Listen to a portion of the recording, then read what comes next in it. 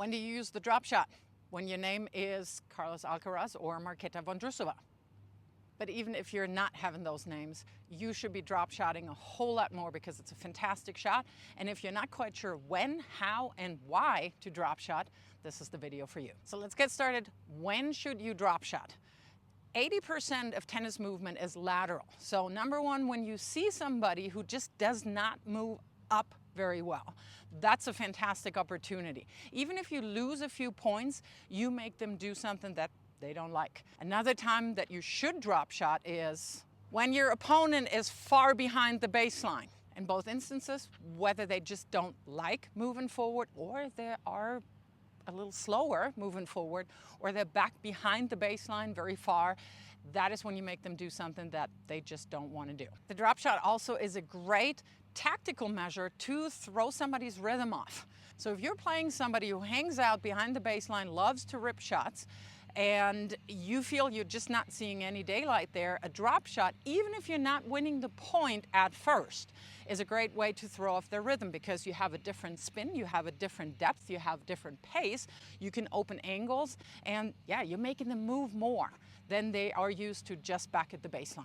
Especially if people have really extreme grips and you hit a drop shot that's halfway decent, it's going to be difficult for them to change into a continental grip when they're being moved up, or if they don't know how to use a continental grip, to run down a volley with this kind of grip, that's going to be really tough for them. Another variation of the drop shot to expose somebody's super deep position is that underhand serving. You see it all the time now more in men's tennis because the serves are really pushing people back. And yeah, if somebody's back at the fence, you can drop shot. It's a legitimate shot. It is in the rules, and think of it what you will. It's a tactical measure, so I'm 100% fine with that. Now, in addition, of course, to your opponent's court position, you have to consider your own. I would not drop shot if you are somewhere back here because the ball's going to be in the air way too long. It's too easy to see. They have too much time to run down. So especially in the beginning when you're starting to drop shot, and most people are more comfortable doing that with their backhand because they're more comfortable maybe hitting a slice already, I would use balls that have a little bit of an angle and are a little shorter. So in other words, something that you can move up to at an angle already, because that way, if you're going cross court,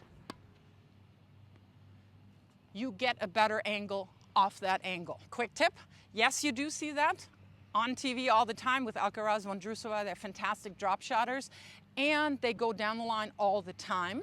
However, I would start going cross court with the drop shots first when you're a little newer to them. Lower part of the net, and if you kind of screw it up, at least hopefully the ball keeps traveling at an angle and pushes them off the court. So here's a great drill progression on how to learn to hit a drop shot. So you're in your continental grip, and what you want to do is give the ball underspin. And you do that by getting under the ball, and it's kind of like a shallow U. You're not hacking down on the ball.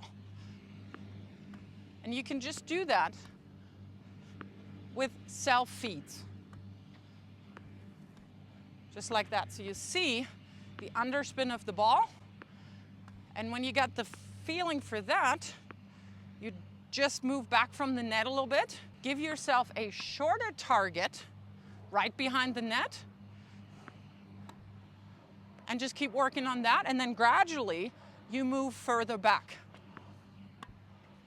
And then you figure out how much harder you have to hit, how much more you have to kind of underspin it or less. Either one, that way you experiment with it, and that's how you develop a good drop shot. How do you know that you hit a good drop shot? Well, A, they break their legs.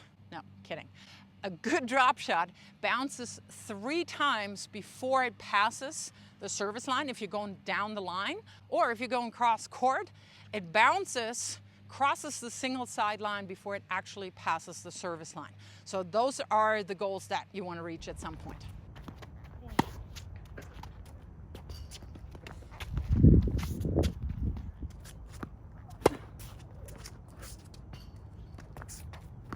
Another option is to drop shot with a disguised forehand. Carlos Alacaraz has been the guy who kind of, I don't want to say invented, but really uses it a lot. And you see him wind up for a monster forehand, and then on top of his takeback, he's changing into a continental grip and then just fields the ball over. Recently, however, he got beat by a guy who out-drop shotted him. So let's take a look.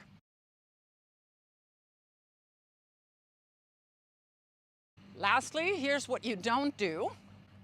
You hit a drop shot. Look, I hit a drop shot. And then you just take a total break. Make sure that you continue moving.